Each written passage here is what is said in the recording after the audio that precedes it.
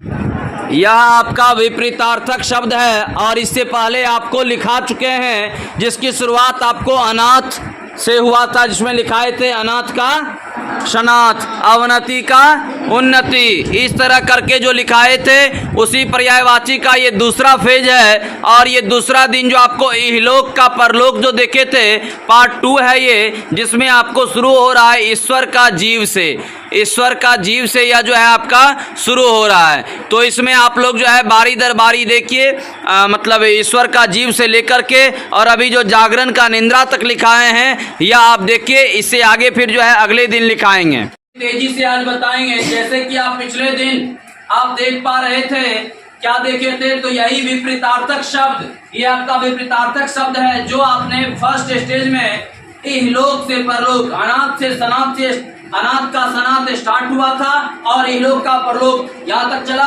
उससे आगे जो अभी आप देख रहे हैं यहाँ पर है ईश्वर का जीव। क्या है? ईश्वर का जीव, यानी ईश्वर का, ईश्वर मतलब गॉड, और उसका उल्टा हम लोग हैं, यानी जितने भी जीव जंतु है वो ईश्वर नहीं है, इसलिए वो उसका उल्टा है। ईश्वर का जीव हो गया उपसर्ग का, उपसर्ग का हो गया प्रत्यय। उपसर्ग जो किसी शब्द के पहले लगेगा, प्रत्यय क्या लगेगा? बाद में लगेगा। पूरी परिभाषा नहीं, अभी सिर्फ विपरीतार्थक के तौर पे समझा रहे हैं। देखिए तो क्लियर आ रहा है ना वीडियो, कोई दिक्कत नहीं ना हो रहा है, ठीक है। इससे आगे देखिए उन्मूलन का, ठीक है। चलिए, उन्मूलन का रोपण, उन्मूलन का क्या है? रोपण। उन्मूलन मतलब होता है किसी चीज का विनाश करना। खटखट खटखट, मान लो एक पेड़ है, उसको आप पूरे गाछी, जिसको आप लोग कहते हैं बाग कहते हैं, बाग की अगर कटाई कर दिए, ठीक है, कटाई कर दिए, वो क्या हुआ? उन्मूलन। और बाग में आप पौधा लगाए, वो हो गया रोपण। इसलिए अब आगे देखिए, आगे है उदार का कृपण। उदार मतलब किसी को, मतलब किसी पर मेहरबान होना। कृपण मतलब कंजूस होता है, किसी पे दान वगैरह देना उदार हुआ, जबकि कृपण मतलब क्या होता है? कंजूस। आगे है उपयोग का दुरुपयोग, किसी चीज का उपयोग करना और उसका ठीक उल्टा हुआ, किसी चीज का उपयोग नहीं करके उसका दुरुपयोग करना। आगे है इच्छा का अनिच्छा, इच्छा का अनिच्छा। इच्छा मतलब कि आपका जो इच्छा है, आपका जो आकांक्षा है, आपका जो अभिलाषा है, आपका जो पिपासा है, आपका जो अभुक्षा है, ये सब इसका पर्यायवाची है। तो इच्छा मतलब जो आपकी चाहत है, और अनिच्छा जो आपकी चाहत नहीं है, ठीक है। हाँ, होता है ना, अलग अलग जगहों पे अलग अलग और अलग अलग व्यक्तियों की चाहत अलग अलग रहती है, और बहुतों की आदत भी अपनी अलग अलग रहती है। तो यही है, इच्छा अपनी अपनी सबकी इच्छा होती है। किसी को मान लो, किसी को रोटी अच्छा लगता है, किसी को चावल अच्छा लगता है, वो उसकी इच्छा है। नहीं, अब इच्छा है जिसकी जो मान लो किसी को पिज्जा बढ़िया लगेगा, किसी को बर्गर बढ़िया लगता है, किसी को हॉट डॉग बढ़िया लगता है। चलिए आगे, ईद का मुहर्रम। ईद का क्या हो गया? मुहर्रम।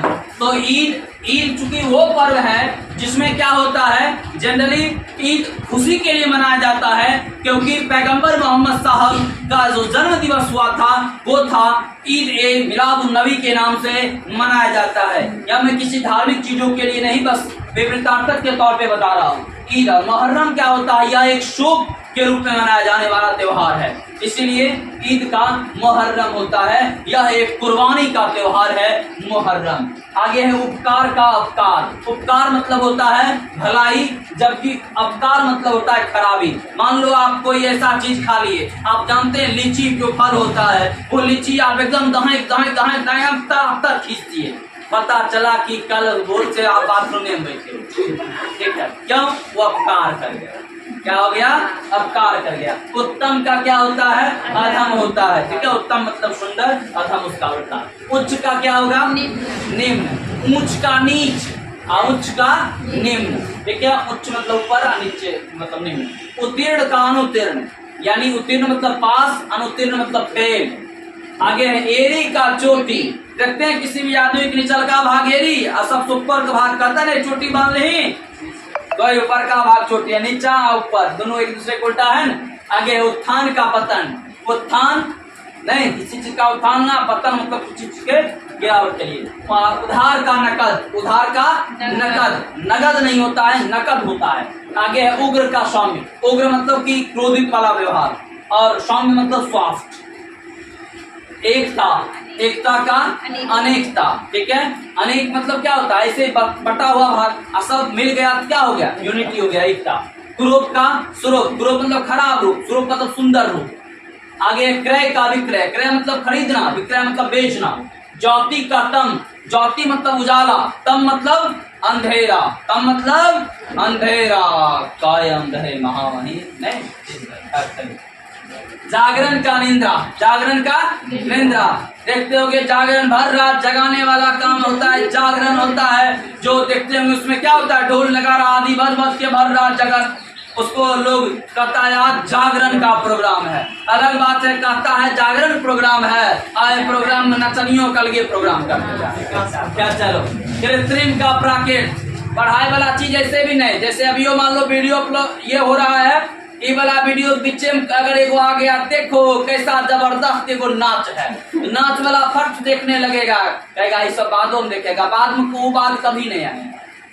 कृत्रिम का क्या हो जाएगा, प्राकृत। अब कोप का कृपा, कोप जैसे ईश्वर का कोप अगर पड़ गया तो आदमी बर्बाद हो जाता है, मतलब क्योंकि उनका मतलब अगर असर पड़ गया, जो काम आप कीजिएगा, मान लीजिए लोग कहता है ना कहावत है सोना मिट्टी बन जाना, वही हाल हो जाता है। खैर इसीलिए ईश्वर में जो मानते हैं निश्चित रूप से माने और ईश्वर की आराधना निश्चित रूप से करें, पढ़ाई के साथ साथ। पढ़ाई सबसे बड़ी आराधना है, ईश्वर को जितने ही समय पर सेकंड भर प्रणाम करें, लेकिन मानना जरूरी है, बस याद रखें।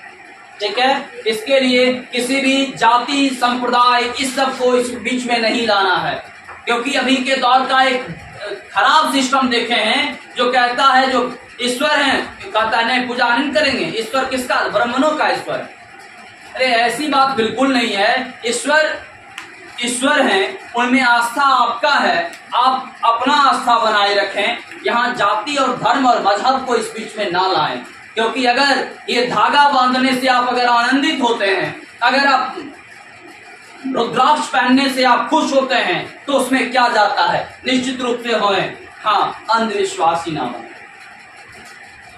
कनिष्ठ, कनिष्ठ का ज्येष्ठ, कनिष्ठ का ज्येष्ठ, कनिष्ठ मतलब सबसे छोटा, जैसे ये उंगली है कनिष्ठ, ये कोई इशारा नहीं दे रहे हैं, देखिए ये हुआ कनिष्ठ, ये हुआ आपका सबसे बड़ा वाला जो उंगली है वो है ज्येष्ठ। क्रोध का क्षमा, क्रोध का क्या होगा, क्षमा। फिर कृपण का दाता, कृपण मतलब कंजूस, दाता मतलब दान देने वाला। खेद का प्रसन्नता, खेद का प्रसन्नता, यहाँ तक हो गया। गुरु का चेला या फिर गुरु का लघु, गुरु मतलब होता है बड़ा, सबसे बड़ा ग्रह कौन सा है, बृहस्पति। अब बृहस्पति को हम क्या कहते हैं, गुरुवार भी कहते हैं, नहीं वैसे भी देवताओं के गुरु का नाम बृहस्पति, क्या नाम था, बृहस्पति, इसलिए हम लोग उसको गुरुवार भी कहते हैं। गुरु मतलब ही बड़ा होता है, यानी जो गूढ़ ज्ञान से रूबरू करवाए उन्हीं को हम गुरु कहते हैं। तो गुरु का उल्टा होता है लघु, लघु मतलब छोटा। ठीक है, गुप्त, गुप्त का प्रकट, गुप्त मतलब कोनो बात छुपाना, प्रकट मतलब व्यक्त करना। गगन का पृथ्वी, गगन का पृथ्वी। गरल का सुधा, गरल मतलब विष होता है, गरल मतलब विष, सुधा मतलब अमृत। इसलिए सुने होंगे ना, क्षमा सोभती उस जंग को जिसके पास गरल हो, अरे उसको क्या दो दंतहीन विसर्जित मिनट भी डालो। क्यों क्यों ऐसा है, क्योंकि भुजंग मतलब क्या होता है, सांप, भुजंग मतलब सांप। और क्षमा भी करता है, जैसे सांप के पास विष होता है, इसलिए उनको वो शोभा देता है कि क्षमा उन्हीं को शोभता है, यानी विद्वान को ही क्षमा भी शोभता है। अगर मूर्ख को आप क्षमा भी कर दीजिएगा ना, फिर वही मूर्ख ही करेगा। नहीं, एक बार लाठी लेकर दौड़ा आपका तो जाओ आज भर छोड़ दिए हैं, फिर उसका लाठी लेकर दौड़ेगा। क्यों, क्योंकि मूर्ख। इसीलिए क्षमा भी विद्वान को ही शोभता है, याद रखेगा। इसीलिए कोयला वाला हाल नहीं होता है, कोयला वैसे ही रहता है। कोयला होत ना उजला, 100 मन साबुन धोत, 100 मन साबुन का ही उस पर रगड़ दीजिएगा, लेकिन उजला नहीं हो सकता है। ठीक है, बिल्कुल वही मूर्खा आदमी की तरह। चलिए आगे है, गरल का सुधा समझ गए, सुधा मतलब अमृत। ठीक है, बेउ सुधा बरसाने वाला, वीरों को हरसाने वाला। चलिए आगे, गीला का सूखा, गीला का सूखा। गौरव का लाघव, गौरव का लाघव। गृहस्थ का सन्यासी, ठीक है, गृहस्थ का सन्यासी। गुण का दोष, घात का प्रतिघात। ठीक है, ज्यादा लंबा नहीं करना चाहते वीडियो, इसलिए तेजी से अब खींच रहे हैं। घात का क्या हो गया? प्रतिघात। क्लियर है? घरेलू का क्या हो गया? बाहरी। घरेलू का बाहरी। घरेलू मतलब पता नहीं, घरेलू खाना, आइजा पिज्जा बर्गर चाउमीन, ठीक है, समोसा लिट्टी बड़ी कचरी मुरही, तब कौन सा हो गया? बाहरी हो गया। ऐसे कचरी मुरही कौन समास? द्वंद्व समास। ठीक है, हाँ, कचरी मुरही द्वंद्व समास, खीर पूरी द्वंद्व समास, चूरा दही द्वंद्व समास, पति पत्नी द्वंद्व समास, माँ बाप द्वंद्व समास, भाई बहन द्वंद्व समास, सब कौन सा समास है? द्वंद्व समास है। ठीक है, तो शुरू में पहले खाए वाला के बातें तो सब रहता है। खाने के तरीकों 5 गो है, सब जानता है। कौन कौन तरीका है? एगो है अधपेटा, फिर भरपेटा, फिर थई, फिर नकदम माता महू। ठीक है, हाय निकल। आगे यहाँ है छा का क्या हो गया? धूप। ठीक है, छा मतलब समझ, छा का उल्टा हो गया धूप। चोर का साधु। ठीक है, चोर का क्या हो गया उल्टा? साधु हो गया। धूप का हो गया अछूत है। छूत का हो गया अछूत। छूत का अछूत। जन्म का मृत्यु। जन्म का मरण कहो चाहे मृत्यु को, जन्म का मरण। ठीक है, जन्म का मृत्यु। ज्येष्ठ का कनिष्ठ। ज्येष्ठ का कनिष्ठ एक बार और हुआ, दूसरा है जय का पराजय। जय का पराजय। ठीक है, और जड़ का चेतन। ठीक है, तूने हो गया आलोकित पथ करो हमारा, हे जग के अंतर्यामी। इसी में है जड़ चेतन सबके स्वामी। गॉड को बताया गया है जड़ और का, और चेतन मतलब अंतिम छोर, जिसको आप लोग बोलचाल की भाषा में हमारे बिहारी में कहा जाता है छीप।